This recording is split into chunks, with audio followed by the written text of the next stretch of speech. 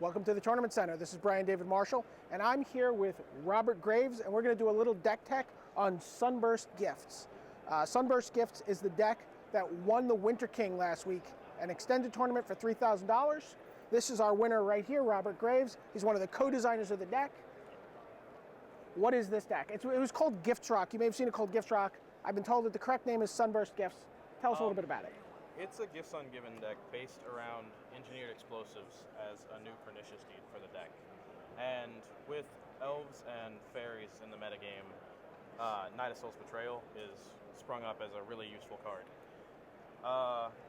Basically, you're just 4-color control, and you have a lot of cards prepared for all the different matchups.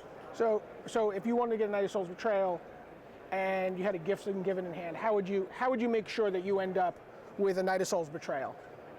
You'll ramp up to the 4 mana for gifts, and then you'll get a pile with like Knight of Soul's Betrayal, Reclaim, Eternal Witness, and depending on the matchup, Vidalcan Shackles or Jit for fairies and elves. And it's just an impossible split. Yeah. For your so what am I going to do? I'm going to give you Jit and Knight of Soul's Betrayal, or I'm going to give you Reclaim and Eternal Witness, or I'm going to give you some combination of the two. And any way it works out, you end up eventually with the card you want. Yes, pretty much. Pretty nasty. Yeah. It has a lot of cards to lock other decks out of the game. Okay. So, and what was your... I got to say, there's a couple of surprising things. The Gifts Ungiven decks that we've been seeing for the last...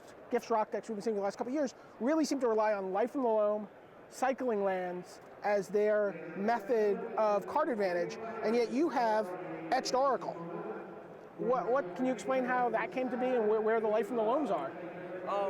Well, we started with Chapin's list, the version with White and Glittering Wish, and it was winning with Worm Harvest. And Worm Harvest was really bad for us in testing. Like, we just didn't like it. It was really slow. And so was the whole cycling package.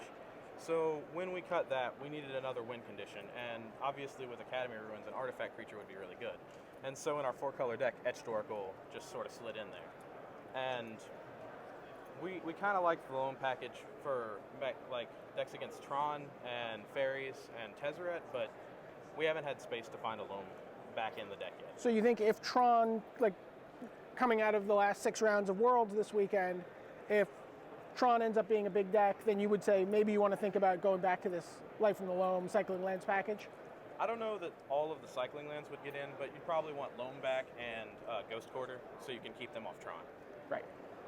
Okay, so, and then you basically you eventually find some card to win with. You win with a Tarmogoyf, or you win with a Ravenous Baloth. A lot of the times the win condition comes down to Shackles, because with Ruins and Shackles, it's really hard for them to ever like keep you off stealing their creatures.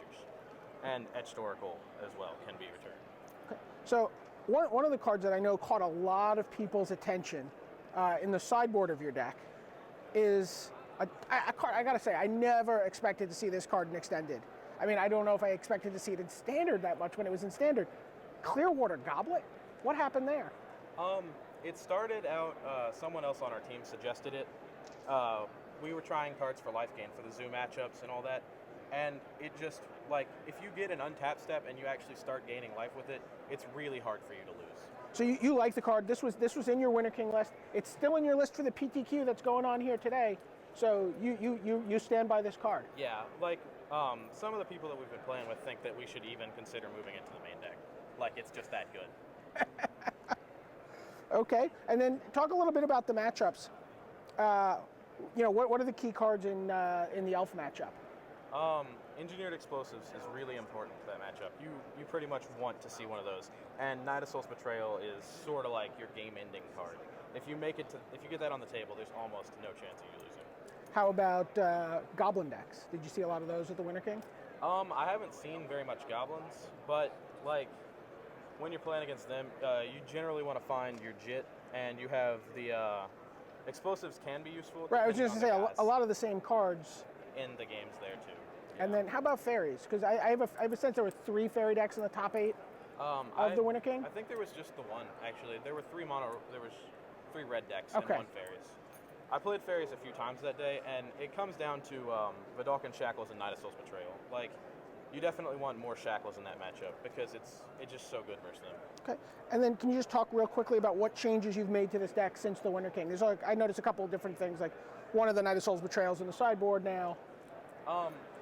We had 2 Putrefies to start, and we forgot Slaughter Pact was around then, and so afterwards we immediately added that as another gift target. And we wanted Glenolindra Archmage number 2 in the deck, and he was really useful verse fairies, so we sort of swapped one of him for a Knight of Soul's Betrayal on the board after cutting Deathmark for the second one. We changed the lands a little bit. We cut one of the snow-covered forests because we wanted to get more black mana for Knight of Soul's Betrayal, and that's really most of the changes we made. Excellent. Do you have any predictions about what's going to happen in the 6 rounds of Worlds today in Extended? What do you think the field is going to look like?